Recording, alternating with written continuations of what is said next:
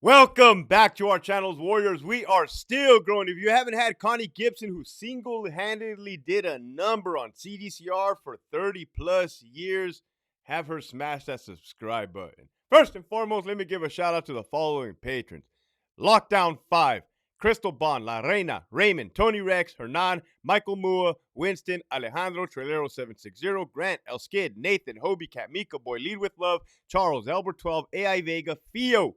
Welcome back, Esquiel, Big Bad 48, JT, Nova, Jack, Linda, Angel, Abuelita Irma, Michigan Wolverines, G, Mikey 559, Marius Chevelle 66, Gigi, Abuelita's Journey, and Daus Herrero. If you have not already joined that growing list, what the hell are you waiting for? You are definitely missing out.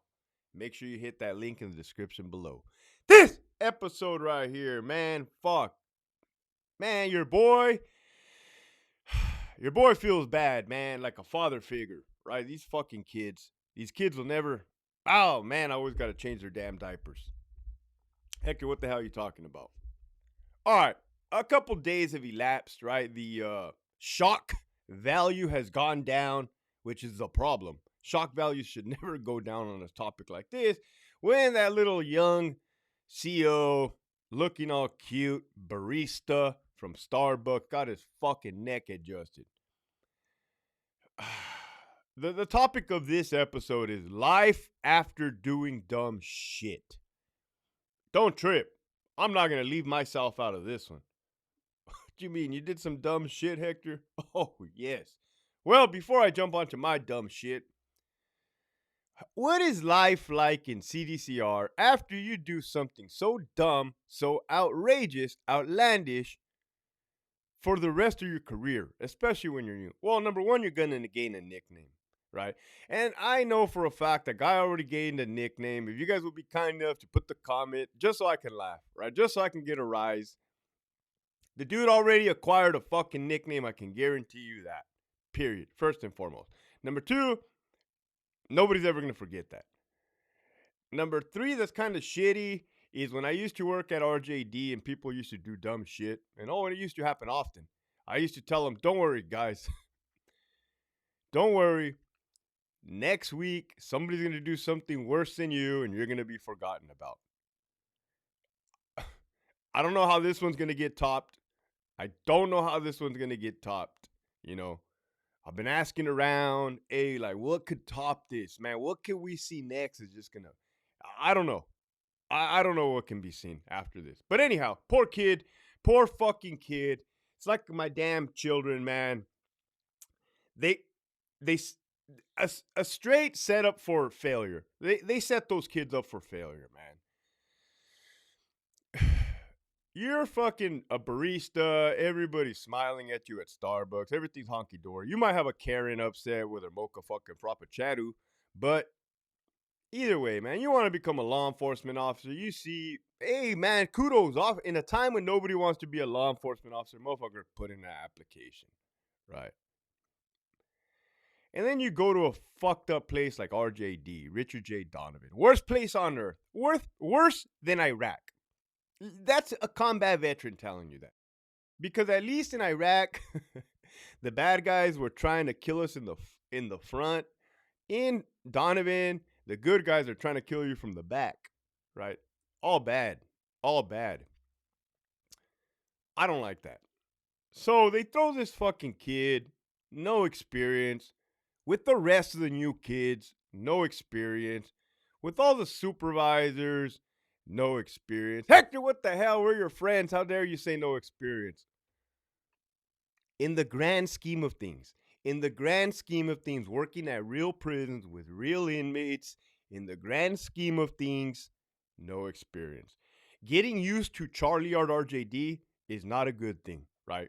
You ever see that meme where the little dog's in the bar and it's on fire and it says, "This is fine"?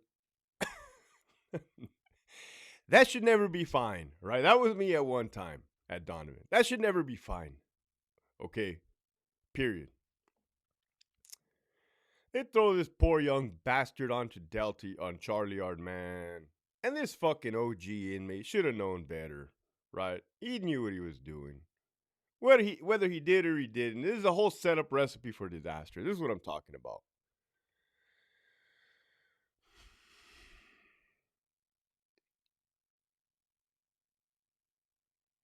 If I was that young CEO, this is what I would do, right? I would go out workman's comp. I would file a fucking lawsuit against the California Department of Corrections. I will say they they enabled and fostered such an environment that they're firing people for using force, for sure. Reasonable force, for sure. This is the facts. Do your fact checks because they're going to get their job back. So everything I say is true because it's going to happen, and it's already happened. Therefore, I thought this was acceptable. I would not know why it wouldn't be acceptable. I just saw a giraffe, a pony show, a dog, a circus, a 3-act play. Rosie O'Donnell just walked by. I saw the mullet, right? I thought this is what we were doing. Now, my neck is fucking snapped in half. I got a fucking lumbar. I got a fucking L2, L10 fracture because you created such a hostile fucking environment that now my neck is fucked. If I was the inmate, which they did charge with battery on a peace officer and sent him to the hole, AdSeg. Yeah, they did. I would fucking sue the department. I would say, you guys created and fostered, you guys purposely put inexperienced fucking officers in a housing unit, left them to fend for themselves. I haven't seen the fucking captain in years, right?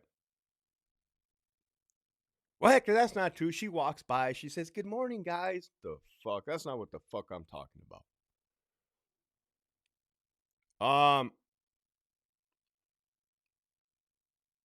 Yeah, I would say you what are that shit called? Entrapment? You guys fucking fostered such a fucking environment. Anyhow, anywho, period. That's what my advice is to the young kid and to the old guy, man. Motherfucker, you knew what you were doing. I can't knock you. Can't knock you. Anyhow, poor fucking kid. Now that the anger has come subsided, it's like, hey, bro, man, it's like, like that loving father type of shit, man. Like, hey, dude, we get in your ass, right? We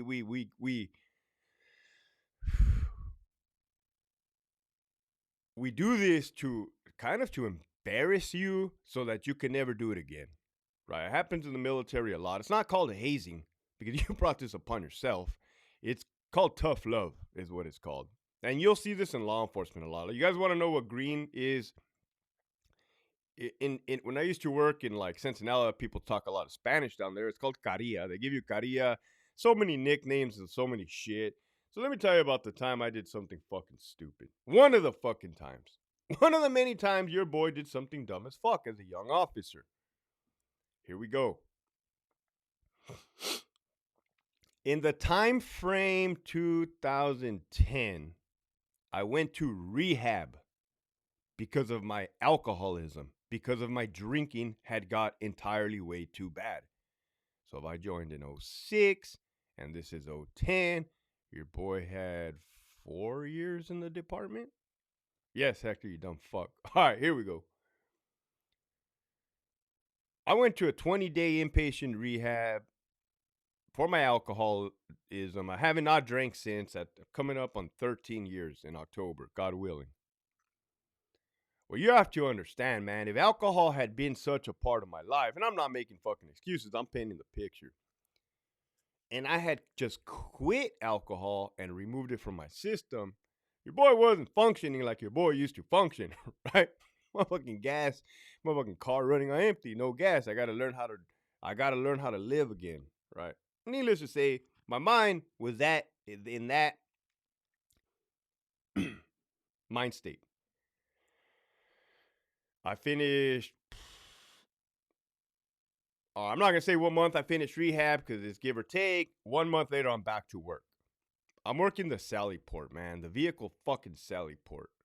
People probably been wanting and dying for me to say this story. Again, I'm never gonna save myself. Never gonna paint myself to be some type of godly fucking perfect figure. That's not the truth. I'll put my mistakes out on the table. I don't think anybody's dumb enough to do this. But nevertheless, in case you decide to do something dumb, right? What I'm gonna do, since I bought a good little video editor, didn't cost me much, but thanks to all you guys' blessings, I'm gonna put in the pictures, right? This is how my content's gonna get better. I'm gonna put a picture of this fucking truck right here.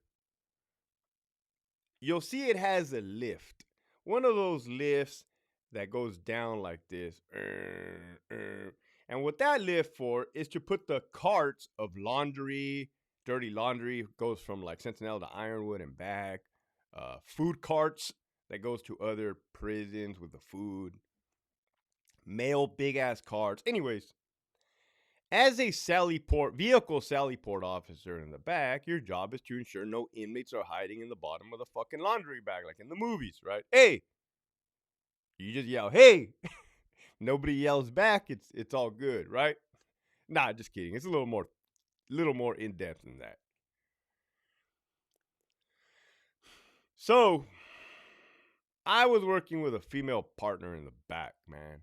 She was a cool lady, right? She did spray me one time in the eyeballs during a riot on A Yard between the blacks and the Mexicans. But hey, water under the bridge, pepper spray in the eyes, never hurt nobody. Kind of hurt that day, but it doesn't matter. Oh man, I remember. It was second watch the morning time because that's when they have a vehicle Sally Port back there, officer. So 6 a.m. to 6 a.m. to 2 p.m. roughly. Your boy is warming up a pizza pocket. I remember this. I don't think I've eaten a pizza pocket since. The motherfucking driver of the truck was in the Sally Port. The ramp was down. The little lift was down. The flat lift. I didn't want to feel like a fucking scumbag. It wasn't summertime. My partner was out there. I didn't want to look lazy. I was covered relief at that time. Plus, she's a woman, a female, a lady. So I'm like, hey, I got this, right? Well, my plan was to go search that vehicle, come back, and smash my pizza pocket. She's like, all right, cool, right? So I get up. Fuck.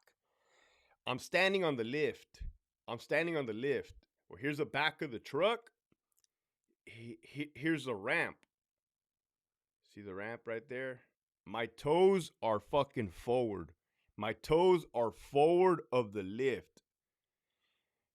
To my front is the driver of that truck. He's a free staff guy controlling the lever to move up and down the ramp. So I was going to be down here. He was going to, and I was going to walk into the back of the truck and start searching the carts. Again, thanks to this little video editor, I'm going to post the fucking pictures of the damn carnage that ensued. I'll be damned if my foot and toes were not hanging off the front of the fucking ramp. That when it came up and it caught my toes on my left foot, because I was in a bladed stance, just to ensure no inmate's going to come and give me a neck rub.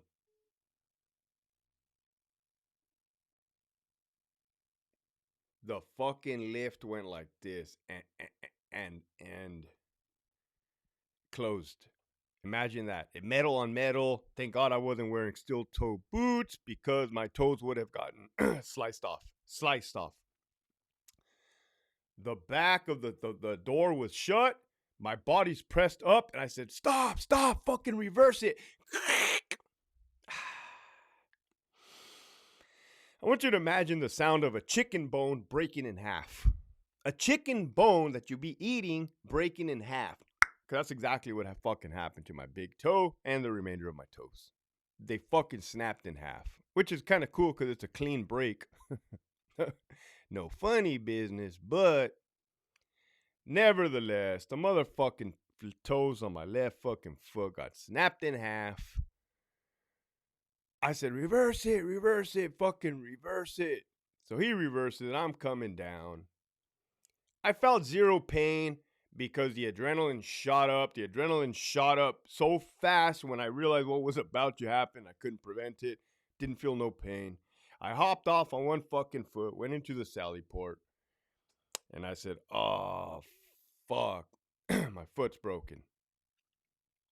The driver of the vehicle kept massaging my fucking head and my back, and like this dude panicked. I didn't panic, and I'm like, "Hey, get off me!" Right? He's like, "I'm sorry, I'm sorry, I'm sorry," rubbing me, giving me a rub and tug, and I'm like, "Hey, get off me!" Right? My female partner, she was like, "Oh, this dumb motherfucker," right? This fucking asshole. Now I'm gonna have to write some type of report or something. So I have enough wits, man. I'm like fucking embarrassed and pissed off now. My toes are broken in half.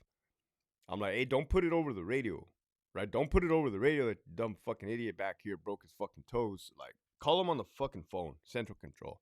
So they call Central Control. Hey, man, just we had an officer, so and so, he fucking fucked up back here. So they send the little inmate ambulance to come get me. Your boy goes in there like a dumb fucker. All the way to the TTA, they wheel me in. By then the news had spread like wildfire. I got some friends in there looking at me. I think my dad was in there too. Luckily, my dad was working. He's a dumb fucking take your kid to work day, idiot buffoon, right? God damn, and fucking take you nowhere, Hector. Can't take you nowhere. I knew I shouldn't have signed you up for this job, man. Come here, you got fucking mocos coming out of your nose, kid. God damn, God, where did I go wrong? Where did I go wrong with this fucking kid, right? That's my dad speaking in his head. Oh, man. My pops drives me to Brawley PMH, Pioneers Memorial Hospital. The whole time, my dad's like, it's probably not broken.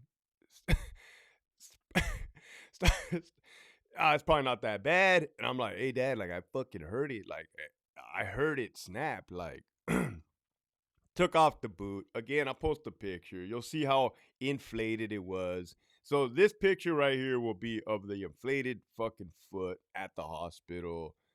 And then like the following day, and then the x-ray of the broken bone in half. Now I'm sure that news spread like wildfire at the fucking prison. Centinela, get a load of this. Did you hear what this fucking idiot did? Damn. Wow, this boy just don't stop, right? Man of the hour. Right, man of the hour. Now I put myself out there. Oh, I forgot to tell you. It was around the holidays time, so there was no doctors, there was no surgeons. So they let that shit go for like 2 weeks, like 3 weeks. They didn't even touch my fucking foot. They gave me Percocet. I never had taken Percocet before. I thought it was like Vicodin. Your boy took the Percocet, vomited everywhere, crawled to the bathroom, vomited, right? I had already sobered up. I was already in sobriety. So that was kind of sketchy, man. I don't fuck with shit like that no more. I don't take no pain pills like that, no narcotics like that. I don't fuck with shit like that no more. So,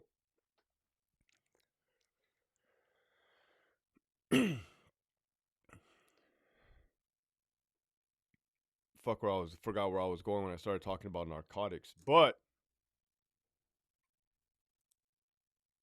oh, the recovery process. So it fucking take me like a month later to go get surgery in San Diego, thank God. And the surgeon was like, oh man, there was scar tissue built up in there already. So the scar tissue had already fucking formed over the body started healing itself.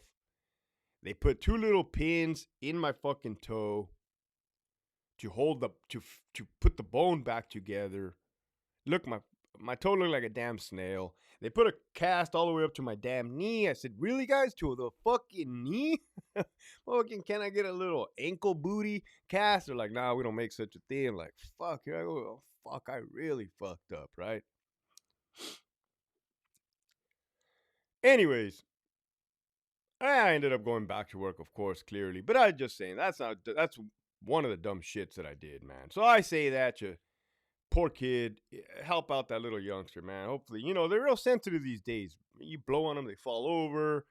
They take everything as bullying, right? Like social media generation, you little fucker, right?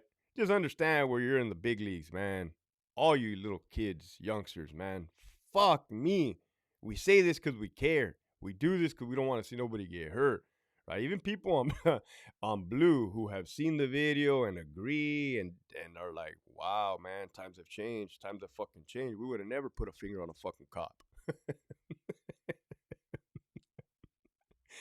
I don't know. Did times change? I don't think so. I think the days of staff assault stop 100%. You can say times have changed. But with that, the message for today is, hey man, hey man, we're all gonna do dumb shit, right? We're all gonna do dumb shit. Learn from it. It is best. It is best to learn from somebody else's mistake, right? So then to be, the butt of the joke. But nevertheless, man, learn from your mistakes. Keep pushing forward.